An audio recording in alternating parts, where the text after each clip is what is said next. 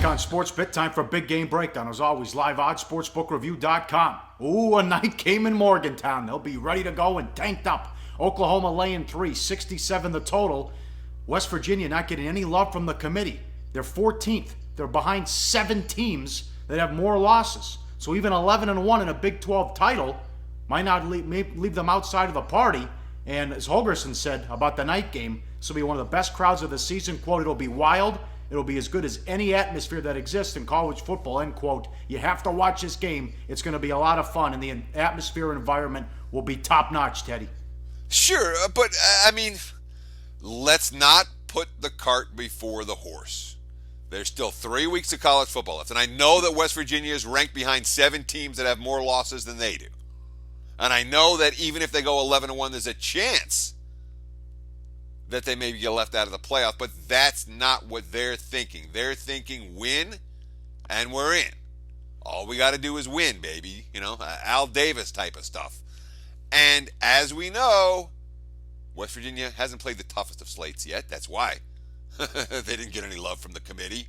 But as they step up here against a team like Oklahoma, they get a chance to make jumps, especially if teams ahead of them lose. So I don't think it's hopeless for West Virginia. I don't think, more importantly, I don't think that they think it's hopeless. I mean, this is a classic matchup.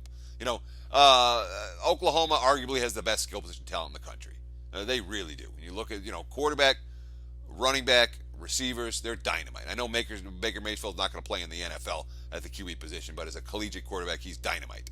And so we have the best skill position talent against the only team that's played any defense in the Big 12 all year. We've talked a lot about that Mountaineer defense. I mean, Mayfield's number 1 in the nation in pass efficiency. Dede Westbrook, Samaj, Joe Mixon, they could all play in the NFL right now.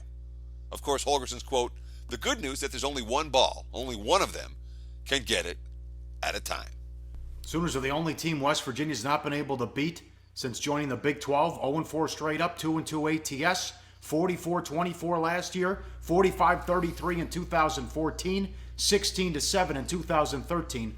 Only one score game was 2012, where it was wild, 50-49 in Morgantown. What do you think of this story? As Stoops ripped the kid out the door. Charles Walker was Oklahoma's defensive tackle. Earlier in the week, he says, that's it, I'm out of here. I'm getting ready for the NFL. And he quits the team. Kuiper's got him as the 6th rated defensive tackle. Stoops like, how do you quit on your teammates here? It's a bizarre story, but it also speaks like what's going on in that Oklahoma locker room. We know how good they are. We know how many games in a row that they've won. But you just wonder about it. I mean, look, the Sooners defense hasn't been good at any point this season. When they get stops, it tends to be the other team making mistakes as much as anybody on Oklahoma making a play. The pass rush is hit or miss. The secondary has been spotty.